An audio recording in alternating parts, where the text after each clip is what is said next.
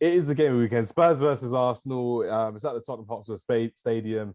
I want to discuss the midfield battle with you because Arsenal against Nottingham Forest, you kind of got outplayed by Nottingham Forest's midfield, and there was a young James Gardner on loan from Manchester United who outplayed Charlie Patino. Again, granted, this is only one of his first few appearances, and Samuel Lokonga as well.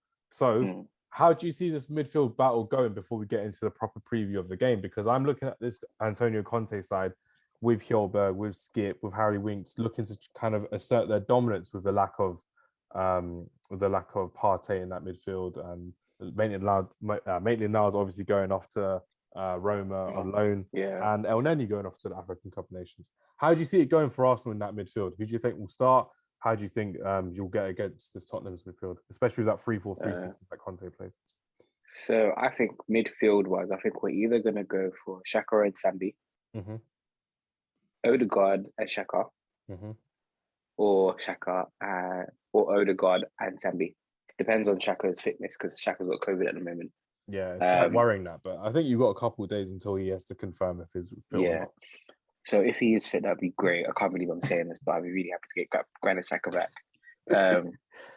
And it'd be really good because I think the better midfield that I'd rather see is him and Sambi. Do you remember last season when Thomas Partey wasn't fit and he walked off the pitch at the Tottenham Hotspur Stadium and Arteta just pushed him back. Like, oh no, you're okay. And then they scored. Tottenham just broke and literally, it was horrid because you're seeing a player of that kind of quality. Just go on the ground, fall on the floor, let the ref blow the whistle, pause the game. Walking off the pitch, you just left a gap in the middle of the pitch. I don't even know what he was thinking. But I can't carry on, boss. I can't do it anymore. Tottenham are too good. That's what he was thinking at the time. Yeah, never that. Never that. It's true. You're proven right. As you've seen before, you've been proven right because Spurs haven't done it. No, they haven't. But I think, do you know, I actually think this game's going to be quite interesting because I think Arsenal, after the Nottingham Forest, need to respond. They need a performance. But we've also got Liverpool on Thursday. So I don't know whether the performance will be Liverpool Thursday, then you might have a lull against Spurs, which you can't have. Ever. You can't have it ever against your local rivals. It's worrying if you do. And then what's worse is we're at their stadium. So it'd be lovely. London derby as well. Yeah. It'd be lovely to shut them up at their stadium. I genuinely don't know how this game's going to go. Obviously, I'm rooting for an Arsenal win. Have you done it at the new stadium yet, Sean? Yeah, we have. You have? You've won at the new stadium? I believe so. I'm not even going to say I have that confidence. I believe we have. But we need to do it. Like, nothing less, because I think one of the reasons why we need it is forget the rivalry. I want top 4 this season, especially now that we're out of the FA Cup. Yeah. I will take a 1-0 loss against Liverpool playing a weaker team to play a best team against Spurs and we get 3 points. Forget bragging rights. I don't even care about bragging rights this season. I just want 3 points. I want to be in the top 4 at the end of the season. And this is how you get in the top 4, is by making sure you beat Spurs. We absolutely blew them away at the beginning of the season. I think we can definitely blow them away again. Just depends on which Arsenal you get. Yeah. No, that's fair enough, because the way I'm looking at it, the bragging rights you'd have is being in the Champions League next season by getting into that top 4. So that's the ultimate bragging rights right there as well. Yeah. Adil, how do you see this game going from a Spurs perspective? Because I'm looking at this Antonio Conte side. They've been pretty decent so far since he's been in. He has said that the standards have dropped from the last time that he managed against Spurs. So it's just the fact that he's expecting to bring in a couple more signings. The Ndombele situation has risen over the weekend. Obviously, the fact that he walked off the pitch when they were losing and got drawing to Morecambe. And it looks like there's no way out. It felt like a Granit Xhaka moment when the crowd were just going against him and he was walking slower off the pitch, which was quite sad to see. He's a talented player, but it's all about the mentality, isn't it? What Conte said after the game about him should give him a bit of confidence. Where he says he needs to show that he's, better than the boos that he got. But we've seen that before, haven't we? Again, I don't want to be that guy that's always beating the bush, but we've seen that in that Spurs documentary when Jose Mourinho came in and he took Ndombele out the team, and then he had that howler against Burnley when he's just walking around and then get subbed at half time. But maybe he's just not suited to Premier League football. He signed for the wrong North London club. You would hate him as well if he was playing like that, wouldn't you, Sean? Hate him, yeah, no, we'd hate him. Arsenal fans couldn't tolerate that kind of behaviour. Because there's so many players that act like luxury players when they don't offer much luxury on the pitch. Do you get what I mean?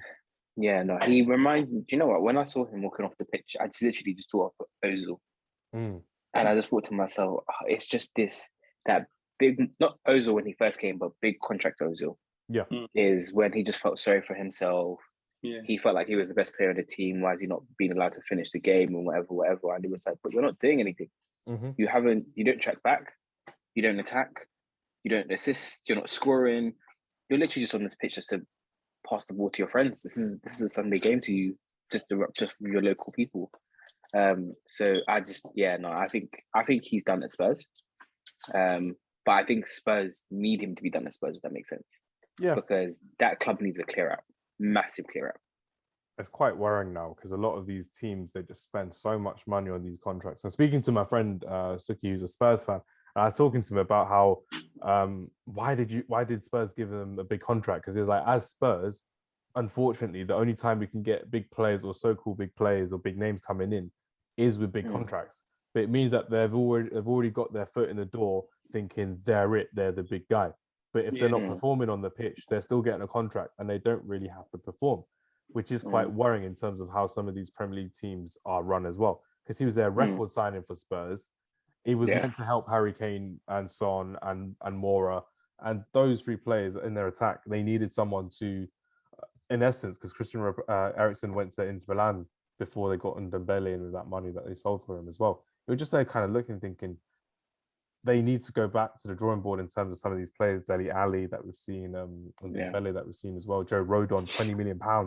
That looks like it's gone down the drain as well, which is quite worrying for their defensive worries as well. But it's something that I think Antonio Conte will figure out himself, because I think Antonio Conte has got that mentality of he will not play as a number 6 or a number 8 in this midfield, because if he did against this Arsenal side, he'd get overrun every day of the week.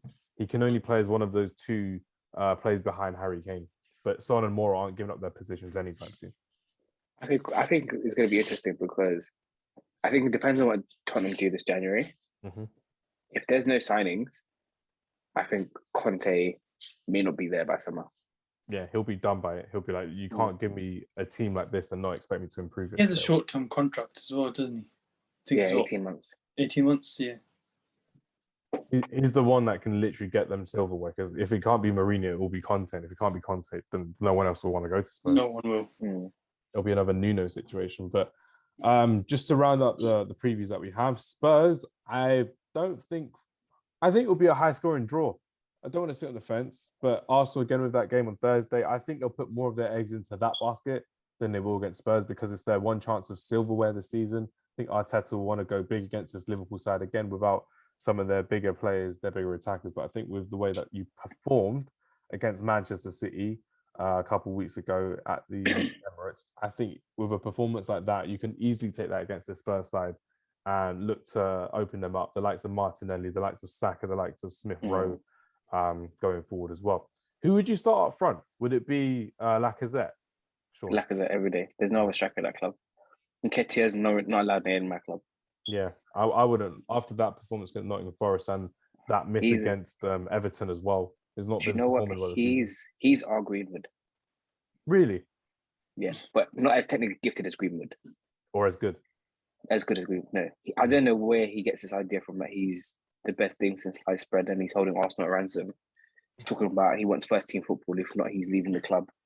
Arteta should just be like, bye-bye. We've got other youngsters coming through. We'll get more youngsters. He's not good enough. He's not good enough.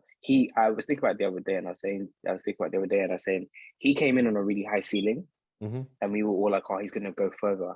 He hasn't. He stayed exactly where he's come in. He hasn't improved. Hasn't got any better. He's just been that where he was at is just how good he is. This is just his level.